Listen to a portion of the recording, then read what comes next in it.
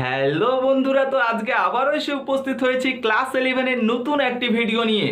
এবং আজকের এই ভিডিওতে মূলত কথা বলবো আমাদের ক্লাস 11-এর প্রথম ইউনিটের প্রথম চ্যাপ্টারের বেশ কয়েকটি পয়েন্ট নিয়ে।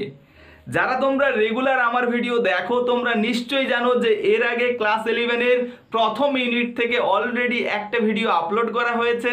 যারা তোমরা ভিডিওটি দেখোনি অবশ্যই ডেসক্রিপশন বক্সের লিঙ্ক থেকে ভিডিওটি দেখে নাও, কেননা সেই ভিডিওর সঙ্গে এই ভিডিও অর্থাৎ আজকের ভিডিওর কিন্তু একটা খুবই গুরুত্বপূর্ণ সম্পর্ক রয়েছে। তো যাই হোক, চলো কথা না বাড়িয়ে আজকের আলোচনার যে প্রধান পয়েন্ট, সেই প্রধান পয়েন্ট হলো কনসেপ্ট অফ বায়োডাইভার্সিটি, অর্থাৎ এর বাংলা যদি আমি বলি তাহলে জীব বৈচিত্র্যের ধারণা। বায়োডাইভার্সিটি কথার অর্থ হচ্ছে জীব বৈচিত্র্য।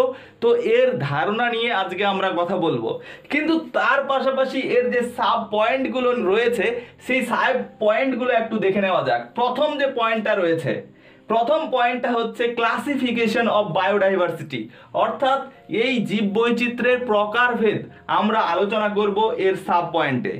নেক্সট পরে আমরা আলোচনা করব বায়োডাইভার্সিটি অফ ইন্ডিয়া, অর্থাৎ ভারতবর্ষের যে জীব বৈচিত্র্য সেটা নিয়ে আমরা কথা বলবো। এবং তারপরে আমরা কথা বলবো ইম্পর্টেন্স অফ বায়োডাইভার্সিটি, অর্থাৎ আমরা যে এই বায়োডাইভার্সিটি বারবার চিৎকার করছি, অ্যাকচুয়ালি এর গুরুত্ব বা ইম্পর্টেন্সটা আসলে কি। তো এই তিনটা পয়েন্টের উপরে আজকে ফোকাস থাকবে।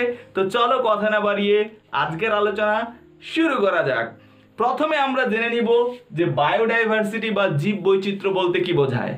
তো খুব সহজভাবে যদি আমরা বলি যে বিভিন্ন বাস্তুতন্ত্র এবং বিভিন্ন যে পরিবেশের মধ্যে জীবের যে বিভিন্নতা রয়েছে বা বিভিন্ন প্রজাতির যে জীব রয়েছে তাদেরকেই এক কথায় জীব বৈচিত্র্য বলা হয়।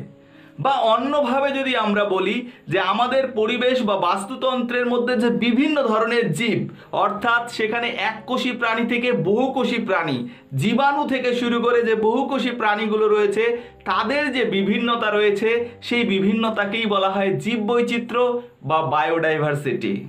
এবার আমরা একটু এর প্রেক্ষাপটে আসি যে এই যে বায়োডাইভার্সিটি এই শব্দটা প্রথম যিনি ব্যবহার করেন তিনার নাম রোসেন। ঠিক আছে, ওয়াল্টার রোসেন সর্বপ্রথম 1985 সালে কিন্তু এই বায়োডাইভার্সিটি শব্দটা প্রথম ব্যবহার করেছিল। তো এটা অবশ্যই আমাদের মনে রাখতে হবে। এরপরে গুরুত্বপূর্ণ আরেকটি তত্ত্ব অলরেডি তোমরা এখানে দেখতেই পাচ্ছ, আমি লিখে রেখেছি যে international day for biological biodiversity, অর্থাৎ ইন্টারন্যাশনাল ডে হিসাবে একটা ডেকে পালন করা হয় যেটা বায়োডাইভার্সিটির উপর ভিত্তি করে। সেই ডেটা হচ্ছে 22শে মে। তো এটাও খুবই গুরুত্বপূর্ণ একটা পয়েন্ট বা গুরুত্বপূর্ণ তথ্য, সেটা তোমাদের কিন্তু মনে রাখতে হবে।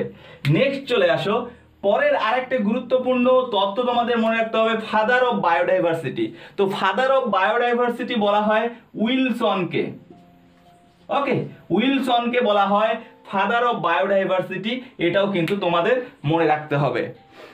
এবার চলে আসো আমরা একটু আলোচনা করি ক্লাসিফিকেশন অফ বায়োডাইভার্সিটি, অর্থাৎ বায়োডাইভার্সিটির যে বিভিন্ন প্রকারভেদগুলো রয়েছে সেগুলো নিয়ে।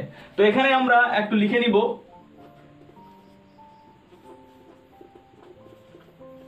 বায়োডাইভার্সিটি বা যেটাকে আমরা বলছি জীব বৈচিত্র্য। ওকে, এবার এই জীব বৈচিত্র্যকে যদি আমরা ভাগ করতে চাই তো এর প্রধান কিন্তু তিনটা ভাগ। অবশ্যই মনে রাখতে হবে যে এর প্রধান তিনটা ভাগ জীব বৈচিত্র্যের। প্রথম যে ভাগটা সেটা হচ্ছে জেনেটিক ডাইভার্সিটি, জেনেটিক ডাইভার্সিটি। ওকে, পরের যে ভাগটা সেটা হচ্ছে স্পিসিস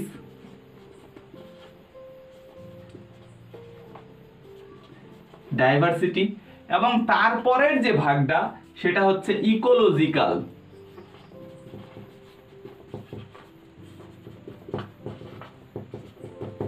ডাইভার্সিটি। তো এই হলো বায়োডাইভার্সিটি বা জীব বৈচিত্র্যের প্রধান তিনটি শ্রেণী বিভাগ। একটু যদি বাংলায় আমরা লিখি তাহলে হচ্ছে জেনেটিক ডাইভার্সিটি, এর বাংলা হচ্ছে জিনগত জীব বৈচিত্র্য। স্পিসিস ডাইভার্সিটি অর্থাৎ প্রজাতিগত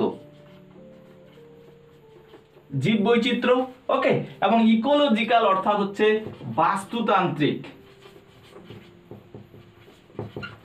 ডাইভার্সিটি, ওকে, মানে হচ্ছে জীববৈচিত্র্য। তো এই হলো বাংলা। এবার চলে আসো এই যে জিনগত জীববৈচিত্র্য, এটা বলতে অ্যাকচুয়ালি কি বোঝায়। দেখো খুব সহজভাবে আমরা যদি একটু এর কনসেপ্টে যাই, যে জিনগত অর্থাৎ জিন, প্রত্যেকটা জীব তার যে বৈশিষ্ট্যগুলো সেগুলো কিন্তু জিন দ্বারা বাহিত হয়। আমরা জানি ক্রোমোজোমের মধ্যে এই জিন উপস্থিত থাকে এবং এই জিনের মাধ্যমে কিন্তু এক একটা বৈশিষ্ট্য কিন্তু তাদের অফস্প্রিং অর্থাৎ তাদের সন্তানদের মধ্যে যায়, তাই তো। তো এবার দেখো এই যে জিনগত পরিবর্তন, জিনের যে হঠাৎ বা আকস্মিক পরিবর্তন, যেটাকে আমরা মিউটেশন বলি, এই মিউটেশনের ফলে কিন্তু নতুন একটা বৈশিষ্ট্যের সঞ্চার হতে পারে এবং এই নতুন বৈশিষ্ট্যের সঞ্চারের ফলে একই প্রজাতির মধ্যে আলাদা আলাদা বৈশিষ্ট্য লক্ষ্য করা যায়, আলাদা আলাদা ভেরিয়েশন লক্ষ্য করা যায়। এই ভেরিয়েশনের উপর ভিত্তি করে কিন্তু আমরা জীব বৈচিত্র্যকে একটা শ্রেণী বিভাগ করতে পারি, অর্থাৎ যেটাকে আমরা বলছি জেনেটিক্যাল বা জেনেটিক ডাইভার্সিটি, ওকে। এবার চলে আসো স্পিসিস ডাইভার্সিটি অর্থাৎ প্রজাতিগত ডাইভার্সিটি বলতে বোঝায় প্রত্যেকটা জীব তারা একটা প্রজাতি, তাই তো, তারা একটা প্রজাতির অন্তর্ভুক্ত। মানুষ একটা আলাদা প্রজাতির অন্তর্ভুক্ত, বাঘ একটা আলাদা প্রজাতির অন্তর্ভুক্ত, আম গাছ একটা আলাদা প্রজাতির অন্তর্ভুক্ত, তাই তো। এই জন্য তো আমরা ম্যাগনিফেরা ইন্ডিকা, আমরা রুই মাছের যে সায়েন্টিফিক নেম যেটা আমরা পড়ি, রুই মাছের লেবিও রোহিতা, কাতলা মাছের কাতলা কাতলা। তো এই যে রুই মাছের লেবিও রোহিতা, অর্থাৎ এখানে দুটো যে নাম আমরা দ্বিপদ নাম পাই, লেবিও এটা হচ্ছে গণ আর রোহিতা এটা হচ্ছে প্রজাতি অর্থাৎ স্পিসিস। তাহলে এই যে রোহিতা এর একটা প্রজাতি, এই যে প্রজাতি, প্রত্যেকটা প্রজাতির উপর ভিত্তি করে কিন্তু আমরা জীব বৈচিত্র্যকে আরো একটা শ্রেণী বিভাগ করেছি। অর্থাৎ যেরকমটা অনেকগুলো প্রজাতি আলাদা আলাদা রয়েছে মাছের, তাদের প্রত্যেক অনেকগুলো প্রজাতি মিলে একটা কমিউনিটি তৈরি করে। তো এই কমিউনিটির মধ্যে আমরা আলাদা আলাদা কিন্তু বৈশিষ্ট্য লক্ষ্য করতে পারি, অর্থাৎ তাদের একটা কমিউনিটি নিয়ে আমরা একটা জীব বৈচিত্র্য তৈরি করতে পারি। তো এই একটা প্রকারভেদ হলো স্পিসিস ডাইভার্সিটি বা প্রজাতিগত জীব বৈচিত্র্য। আর একটা হচ্ছে ইকোলজিক্যাল ডাইভার্সিটি বা বাস্তুতান্ত্রিক জীব বৈচিত্র্য। এই বাস্তুতান্ত্রিক জীব বৈচিত্র্যকে এটাকে আবার আমরা তিনটা ভাগে ভাগ করতে পারি। এই তিনটা ভাগ কি কি আমরা একটু পরে আলোচনা করছি। তার আগে বাস্তুতান্ত্রিক জীব বৈচিত্র্য বলতে অ্যাকচুয়ালি কি বোঝায়। বাস্তুতান্ত্রিক জীব বৈচিত্র্য হলো কোন একটা ভৌগোলিক অঞ্চলে আমরা বাস্তুতান্ত্রিক অর্থাৎ বিভিন্ন জীবেদের মধ্যে একটা সম্পর্ক দেখতে পাই। এই যে সম্পর্ক, এই সম্পর্ককেই আমরা ইকোসিস্টেম বলি, ঠিক আছে। এই যে ইকোসিস্টেমের মধ্যে যে সমস্ত জীব বসবাস করে সেই সমস্ত জীবকে নিয়ে আমরা আলাদা একটা জীব বৈচিত্র্য লক্ষ্য করতে পারি। তো এখানে আমরা এই ইকোলজিক্যাল ডাইভার্সিটিকে মোট তিনটা ভাগে ভাগ করতে পারি। আমি এই ভাগগুলো নিচে লিখছি, দেখো। প্রথম যে ভাগটা সেটা হচ্ছে আলফা ডাইভার্সিটি, বা এটাকে তোমরা কিন্তু চিহ্ন দ্বারাও কিন্তু লিখতে পারো যে আলফা ডাইভার্সিটি, ওকে। পরেরটা বিটা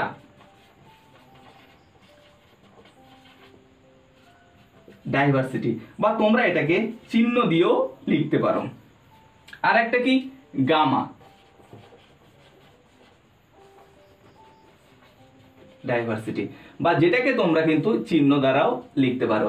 তাহলে ইকোলজিক্যাল ডাইভার্সিটিকে আবার আমরা তিনটে ভাগে ভাগ করতে পারছি, একটা হচ্ছে আলফা, বিটা এবং গামা। এবার দেখো এই যে আলফা ডাইভার্সিটি, এই আলফা ডাইভার্সিটি কোনটা বা কাকে বলা হয় আলফা ডাইভার্সিটি।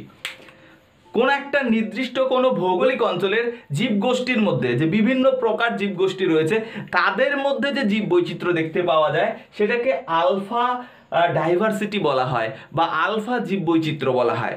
কি বললাম, কোনো একটা নির্দিষ্ট ভৌগোলিক অঞ্চল, সেই ভৌগোলিক অঞ্চলে যে বিভিন্ন জীবগোষ্ঠী রয়েছে সেই জীবগোষ্ঠীর যে জীব বৈচিত্র্য সেটাকে বলা হয় আলফা ডাইভার্সিটি।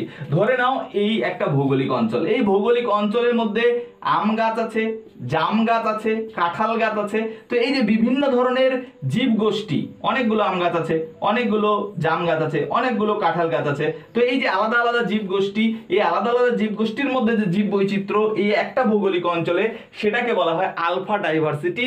এবং যেহেতু একটা ভৌগোলিক অঞ্চলকে বেশ করে এই জীব বৈচিত্র্য গঠিত হয়, এই জন্য সায়েন্টিস্ট হুইটেকার 1972 সালে এই আলফা ডাইভার্সিটিকে পয়েন্ট ডাইভার্সিটি বলেন। পয়েন্ট ডাইভার্সিটি তোমরা দেখতেও পাবে, এটা আমি অলরেডি লিখে রেখেছি। পয়েন্ট ডাইভার্সিটি হুইটেকার, এটা তিনি বলেছিলেন 1972 সালে। ওকে, যেহেতু এটা একটা ভৌগোলিক অঞ্চলের উপর ভিত্তি করে এটা গঠিত হয়। এবার চলে আসো বিটা ডাইভার্সিটি। বিটা ডাইভার্সিটি কোনটা? বিটা ডাইভার্সিটি হচ্ছে কোনো একটা ভৌগোলিক অঞ্চল, এই ভৌগোলিক অঞ্চলের আশেপাশে আরো যে বিভিন্ন অঞ্চলগুলো রয়েছে তাদের যে জীবগোষ্ঠীর যে বৈচিত্র্য রয়েছে বা তাদের জীবগোষ্ঠীর মধ্যে যে বিভিন্নতা রয়েছে, সেই বিভিন্নতাকে আমরা বিটা ডাইভার্সিটি বলছি। ঠিক আছে, একটা ভৌগোলিক অঞ্চল এবং তার আশেপাশের যে বিভিন্ন অঞ্চলগুলোর মধ্যে যে জীব বৈচিত্র্য দেখতে পাওয়া যায় সেটাকে আমরা বিটা ডাইভার্সিটি বলি। আর গামা ডাইভার্সিটি কোনটা? গামা ডাইভার্সিটি হচ্ছে একটা বৃহৎ, অনেক বড় একটা ভৌগোলিক অঞ্চল। এই হলো গামা ডাইভার্সিটি, যেখানে একটা বৃহৎ অঞ্চলের বিভিন্ন বাস্তুতন্ত্রের মধ্যে এবং বিভিন্ন বাস্তুতন্ত্রের বিভিন্ন জীবগোষ্ঠীর যে জীব বৈচিত্র্য সেটাকে বোঝায়। তো এই হলো 3 ধরনের ইকোলজিক্যাল ডাইভার্সিটি। এদের মধ্যে পার্থক্য কিন্তু তোমাদের পড়তে হবে, ডেফিনেশন থেকেই তোমরা কিন্তু পার্থক্যগুলো করে নিতে পারো। এবার চলে আসো, এই যে আমরা 3 প্রকার প্রথম ডাইভার্সিটিকে, বায়োডাইভার্সিটিকে ভাগ করেছিলাম, এই 3টা ভাগ ছাড়াও আরো কয়েকটি ভাগে কিন্তু ভাগ করেছেন 2 জন সায়েন্টিস্ট, যেটা অলরেডি তোমরা এখানে দেখতে পাচ্ছ, আমি লিখে রেখেছি, হজউড ও বাস্তে। এই যে 2 জন সায়েন্টিস্ট, এই 2 জন সায়েন্টিস্ট কিন্তু এই যে 3টে প্রকারের আরো কয়েকটি প্রকারভেদের কথা উল্লেখ করেন। তার মধ্যে প্রথমেই চলে আসো যে জেনেটিক ডাইভার্সিটি। এই যে জেনেটিক ডাইভার্সিটি বা জিনগত জীব বৈচিত্র্য, এক্ষেত্রে হজউড ও বাস্তে আরো কয়েকটি প্রকারভেদের কথা বলেন। আরো কি কি প্রকারভেদ আমি এখানে লিখছি। এক্ষেত্রে তিনি বলেন পপুলেশন, ওকে, জেনেটিক, ওকে, ক্রোমোজোম, এছাড়াও জিন। তাহলে এই জেনেটিক ডাইভার্সিটিকে তিনি আরো কয়েকটি ভাগে ভাগ করেন, তার মধ্যে এই 3টি তোমরা মনে রাখতে পারো, পপুলেশন, ক্রোমোজোম, জিন। এবং স্পেসিস ডাইভার্সিটির ক্ষেত্রে তিনি যে প্রকারভেদগুলো উল্লেখ করেন সেগুলো আমি অলরেডি এখানে লিখে রেখেছি। এখানে 7টা ধাপ, অ্যাকচুয়ালি হায়ারার্কির এই ধাপগুলো, কিন্তু এগুলোকে তিনি আলাদা আলাদাভাবে স্পেসিস ডাইভার্সিটির ক্ষেত্রে আলাদা আলাদা প্রকারভেদ হিসাবে উল্লেখ করেন। যেরকম প্রথমে তোমরা যেন কিংডম, ফাইলাম, ক্লাস, অর্ডার, ফ্যামিলি, এই যে পরপর রয়েছে জেনাস এবং স্পিসিস, এই যে পরপর রয়েছে এগুলো এক একটাকে তিনি কিন্তু স্পিসিস ডাইভার্সিটির প্রকারভেদ হিসাবে উল্লেখ করেন।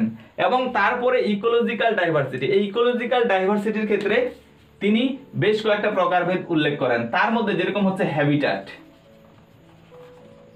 ওকে, এবং এছাড়াও হচ্ছে বায়োম, পপুলেশন।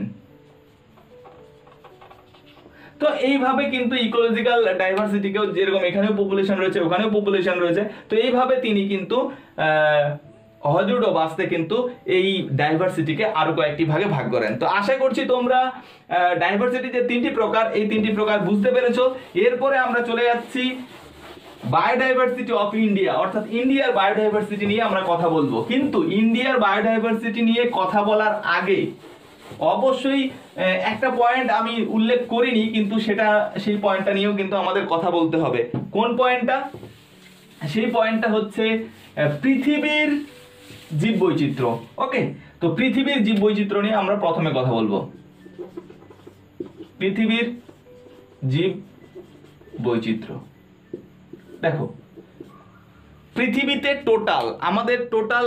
আমাদের পৃথিবীতে মনে করা হয় বা অনুমান করা হয় পৃথিবীতে 5 মিলিয়ন থেকে 50 মিলিয়ন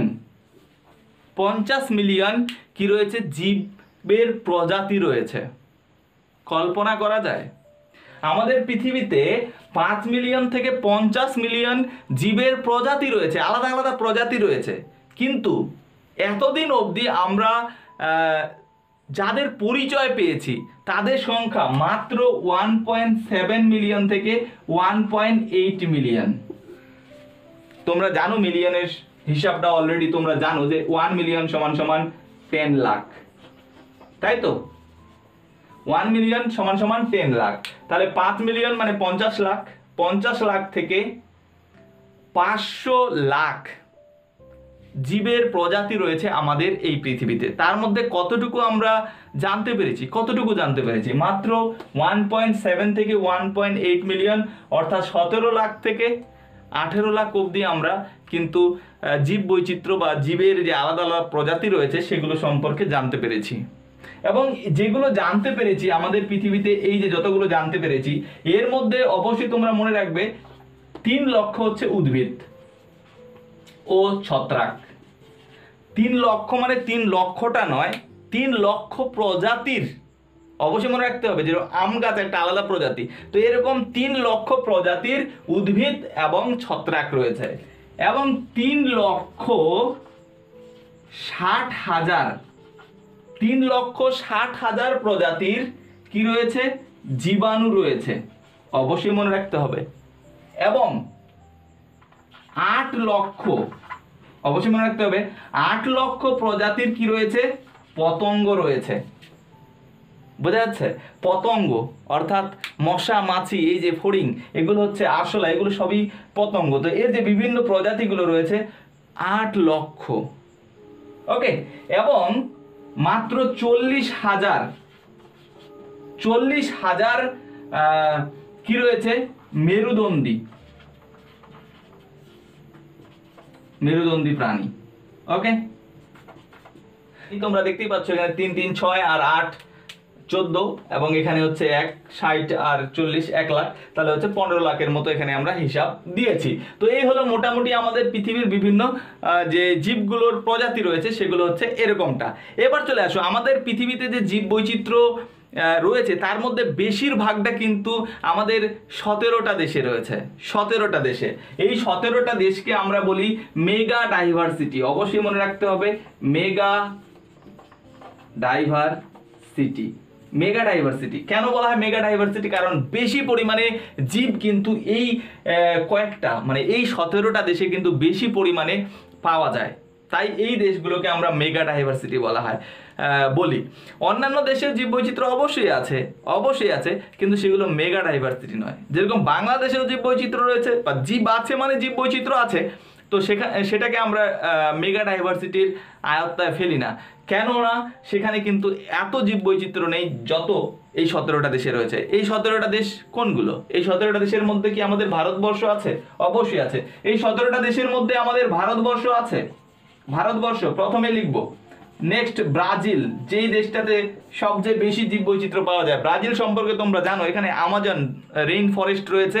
এখানে আমাজন রেইন ফরেস্ট আছে মানে কি প্রচুর জীব বৈচিত্র্য আছে। এখানে তোমরা এখানকার অ্যানাকোন্ডা অনেক গল্প শুনেছো বা সিনেমাও দেখেছো ব্রাজিলের। তো এই ব্রাজিল এমন একটা দেশ যেখানে প্রচুর জীব বৈচিত্র্য রয়েছে। কেননা এখানে যে আমাজন রেইন ফরেস্ট রয়েছে তোমরা জানো, যাকে পৃথিবীর ফুসফুস বলা হয়, এখান থেকে পৃথিবীতে প্রায় 20% অক্সিজেন কিন্তু এখান থেকে আসে। তো অবশ্যই কিন্তু এই ব্রাজিল একটা মেগা ডাইভার্সিটির মধ্যে পড়ে। এরপরে ব্রাজিলের পর তোমরা ইন্দোনেশিয়া মনে রাখবে, ইন্দোনেশিয়া। হ্যাঁ, তার পাশাপাশি তোমরা মালয়েশিয়া মনে রাখবে। ওকে, চীন মনে রাখবে, মাদাগাস্কার, হ্যাঁ, পেরু, অস্ট্রেলিয়া। তো এরকম ভাবে সব দেশগুলো রয়েছে, যেই দেশগুলোতে কিন্তু এছাড়াও মেক্সিকো রয়েছে। তো এছাড়াও হচ্ছে আরো বেশ কয়েকটা দেশ রয়েছে, অর্থাৎ টোটাল 17টা দেশ। তোমরা যদি একটু গুগলে সার্চ করে নাও কিন্তু এই 17টা দেশ কিন্তু পেয়ে যাবে। তো তার মধ্যে এই দেশগুলো, যেই দেশগুলোতে বেশি পরিমাণে জীব বৈচিত্র্য রয়েছে। ওকে, তো এই হলো মোটামুটি পৃথিবীর যে জীব বৈচিত্র্য সেটা নিয়ে আলোচনা। এবার চলে আসো পরের পয়েন্টে, আমরা আলোচনা করব ভারতবর্ষের জীব বৈচিত্র্য নিয়ে। তো ভারতবর্ষের জীব বৈচিত্র্য অর্থাৎ বায়োডাইভার্সিটি অফ ইন্ডিয়া। ওকে, ভারতের জীব বৈচিত্র্য। দেখো, ভারত এমন একটা দেশ যেটা হচ্ছে অবশ্যই মেগা ডাইভার্সিটির মধ্যে পড়ে, যেখানে প্রচুর জীব বৈচিত্র্য রয়েছে। তো এই ভারতবর্ষে কি কি জীব বৈচিত্র্য রয়েছে? এই ভারতবর্ষে মোটামুটি আমরা যদি হিসাব করি তাহলে 45,000, অবশ্যই মনে রাখতে হবে, 45,000 প্রজাতির উদ্ভিদ রয়েছে। অর্থাৎ পৃথিবীতে 3 লক্ষ প্রজাতির আছে। এই 3 লক্ষ প্রজাতির মধ্যে 45,000 প্রজাতি কিন্তু ভারতবর্ষে রয়েছে। 45,000 প্রজাতি। এই 45,000-এর মধ্যে তোমরা মনে রাখতে পারো যে এই যে 15,000 উদ্ভিদ, এই 15,000 উদ্ভিদ কিন্তু সপুষ্পক। সপুষ্পক, তোমরা জানো সপুষ্পক উদ্ভিদ যাদের ফুল ফল হয়, অর্থাৎ 45,000-এর মধ্যে সবার ফুল ফল হয় না, কারণ এখানে অনেক ফান্ড বর্গ আছে, ফান্ডের তো ফুল ফল হবে না। তো ফুলে এই 45,000-এর মধ্যে 15,000 সপুষ্পক উদ্ভিদ কিন্তু রয়েছে। এবং প্রাণীদের কথায় যদি আসি, তো ভারতবর্ষের মধ্যে 75,000, এই 75,000 কিন্তু প্রজাতি আছে, 75,000 প্রাণী প্রজাতি। এবং এর মধ্যে 80% হচ্ছে পতঙ্গ।